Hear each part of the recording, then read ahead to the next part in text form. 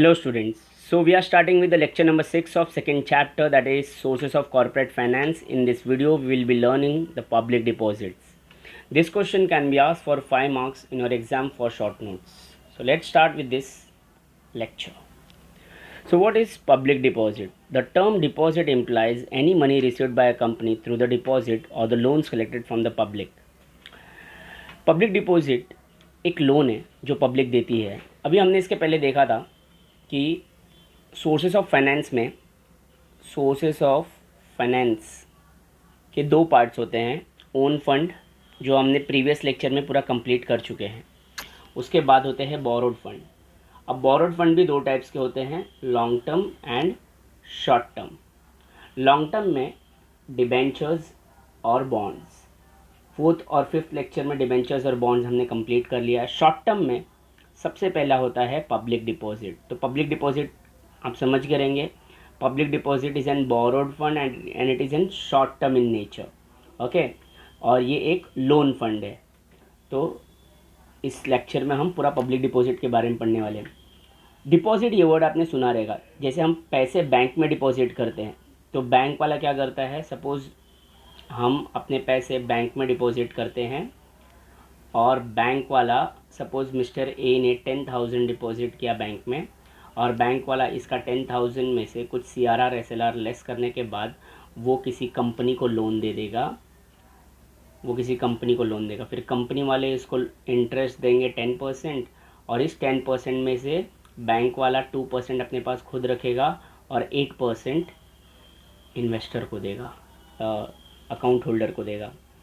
तो कंपनी ने बोला मैं 10% बैंक वाले को देने से अच्छा मैं डायरेक्टली कस्टमर को देता हूँ ना, डिपॉजिट होल्डर को देता हूँ. तो कंपनी डायरेक्टली आजकल डिपॉजिट इनवाइट करती है.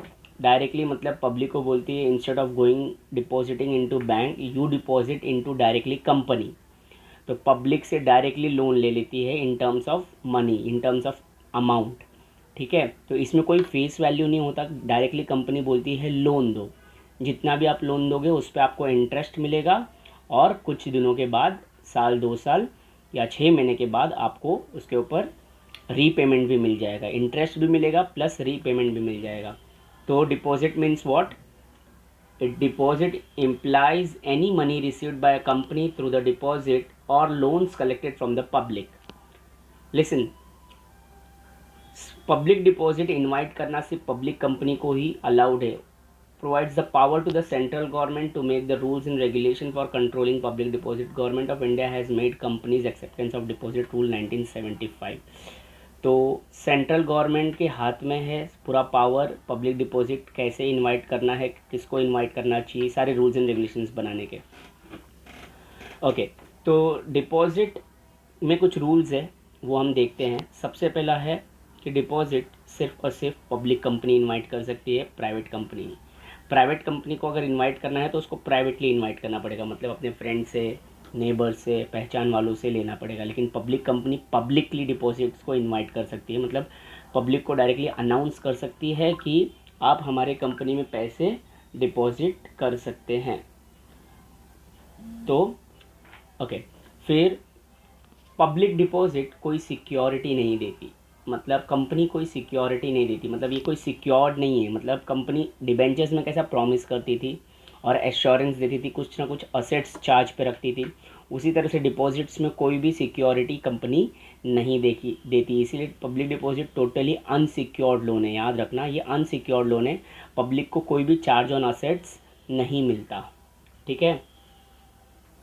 सीलिंग ऑन डिपॉजिट, कितना डिपॉजिट्स हम इनवाइट कर सकते हैं.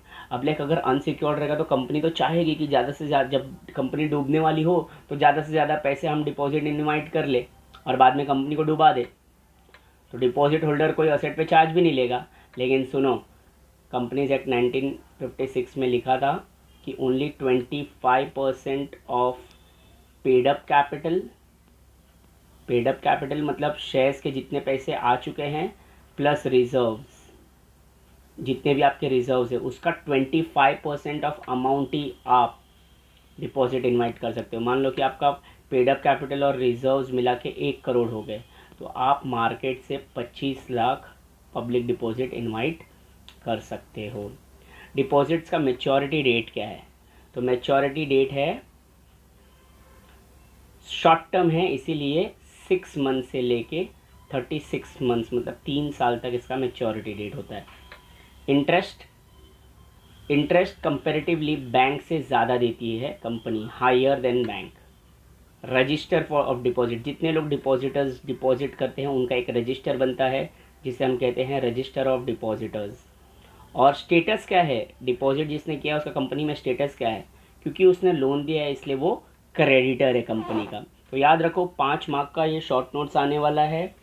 प्राइवेट कंपनी डिपॉजिट इनवाइट नहीं कर सकती publicly, only public company can invite a deposit that to only 25% of paid up capital plus reserves, okay. और ये टोटली अनसिक्योर्ड डिपॉजिट है जिसमें कंपनी कोई भी असेट पे चार्ज नहीं देती। आप डिपॉजिट में नॉमिनीज भी बना सकते हो। इस डिपॉजिट को इनवाइट करने के लिए कंपनी को एडवर्टीजमेंट देना होता है न्यूज़पेपर में, एक लीडिंग न्यूज़पेपर में, और रजिस्ट्रार ऑफ कंपनीज के पास भी वो एडवर्टीजमेंट पहले रजिस्टर करना पड़ता है। ये सारी चीज़ें आपको 5th चैप्टर में पढ़ने मिलेगा। 5th चैप्टर में पूरा चैप्टर है डिपॉजिट्स के बारे में, लेकिन 2nd चैप्टर में एक छोटा सा कॉन्सेप्ट है डिपॉजिट्स। तो short notes on public deposits अगर आएगा तो आपको ये सारी चीज़ें लिखनी है, ये 5 फीचर्स आपको लिखना है इंक्लूडिंग मीनिंग एंड डेफिनेशन। तो इस लेक्चर में इतना ही। अब हमारे नेक्स्ट लेक्चर में हम आगे के छोटे छोटे कुछ कॉन्सेप्ट्स बचे हुए वो देखेंगे। Thank you.